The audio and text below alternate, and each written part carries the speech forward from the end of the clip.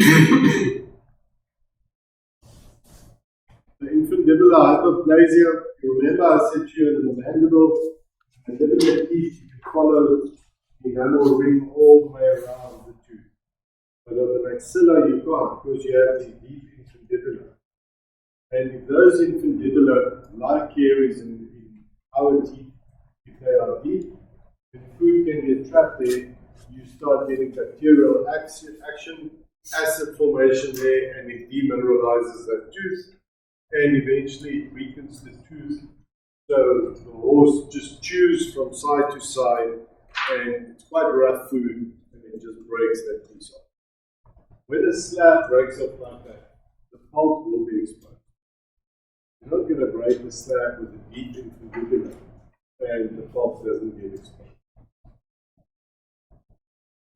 So people will often go in and just extract this little piece and say, "Oh, the horse is fine." You need to do a proper workup on those patients.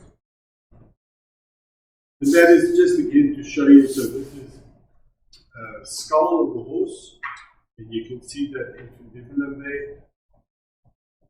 And look at this is another horse where it broke off.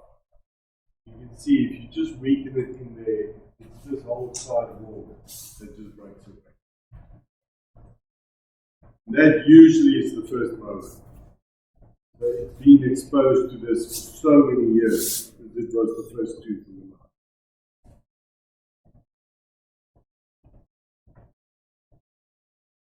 So the difference between attrition and abrasion. Remember, attrition is the normal wearing away of tooth substance through normal tooth action. Just chewing on your food. Even us as humans, when your teeth just erupted to what they look like when you're 50 or 60, there's going to be wear facets there. That is the normal wearing away of the tooth surface. But if you start doing stupid things with your teeth, and you start trip biting, or you start chewing on stuff you shouldn't be chewing on, and you take more tooth substance away than what is normal, then we call it abrasion. That is the difference between the two. So horses' teeth are meant to wear away at a constant rate because of the diet they have. Horses and rabbits are basically the same animal when we look at it from a dental perspective. Horses' teeth wear away with age because grass contains a lot of silicates, and that is very abrasive. So it's just a function of their food that their teeth substance will wear away. That's why they have a reserve ground, and that's why they have a lifespan of 30 years. At that time, the teeth are lost. And if they don't have teeth, then you can't keep them going.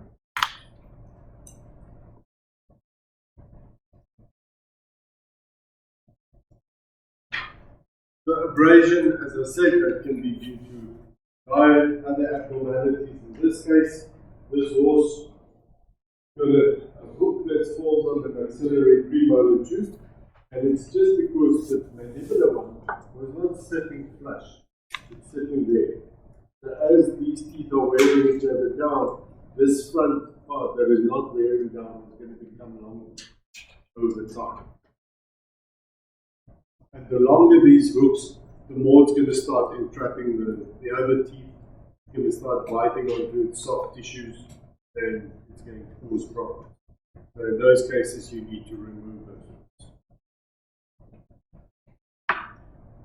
And then shear mouth is probably the most common condition that you will deal with in private practice one day. As horses don't need to chew lateral anymore because they're not always on pasture, they get a lot of concentrates, especially if they're on a track.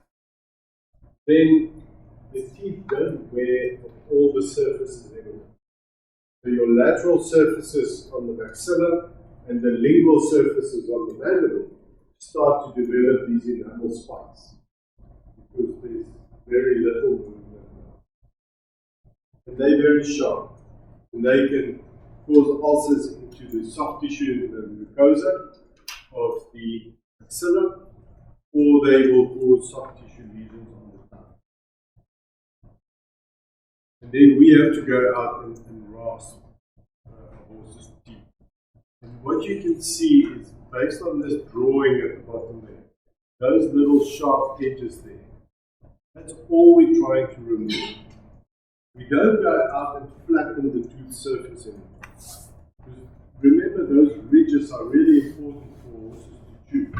And if you go out, and some of these dental technicians, unfortunately, with their motorized equipment, do that. They will go and they will flatten the tooth. Then you lose the abrasiveness of the teeth. And those horses can colic. Because they chew, but they're not breaking the food down, and therefore they start swallowing long steps. And that is the recipe for disaster. So all we go and do when we go and rasp horses' teeth is we remove those enamel spikes. So if the spike is sitting there, you go with the float, 90 degrees perpendicular to it, and if it's a nice sharp blade, it's going to be 4 or 5 draws, and then you're done. So look on this right side, the top, there it shows the sharp enamel point, and then once it's been flown. Just removing those sharp tips to make sure the horse is going to be comfortable. So how often is this done? It really depends on the diet. If this is a horse that is stable at a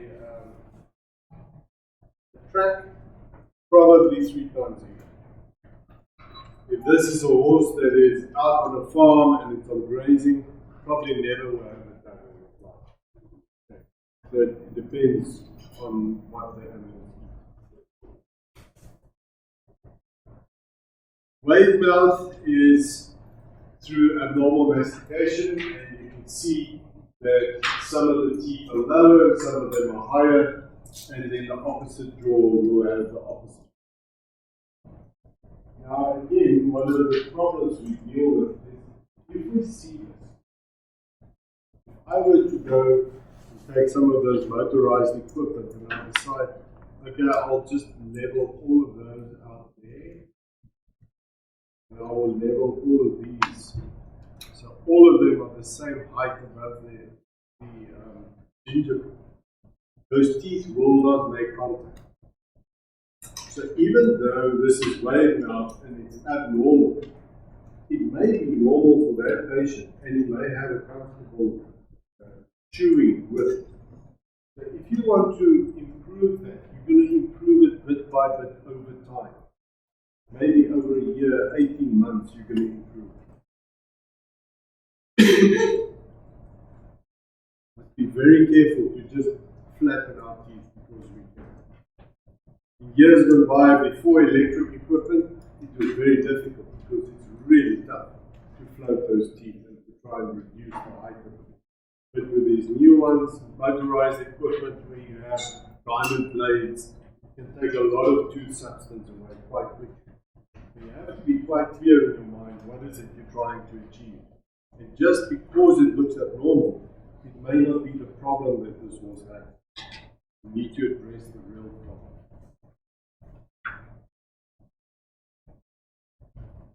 The step mouth is usually a consequence of a lost tooth. So, either the horse broke the tooth or the tooth was extracted, and now the opposing tooth has got nothing to wear it against, and it will just carry on erupting. You can see in this skull that we have here, OP, how it erupts into this area and it starts destroying the bone. So it's quite uncomfortable for this horse.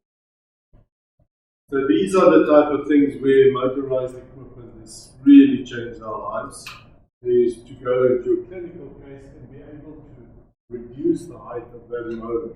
You had to do it with a file. I haven't seen anybody in the class with big enough muscles. I was saying to do it. I'm really tired.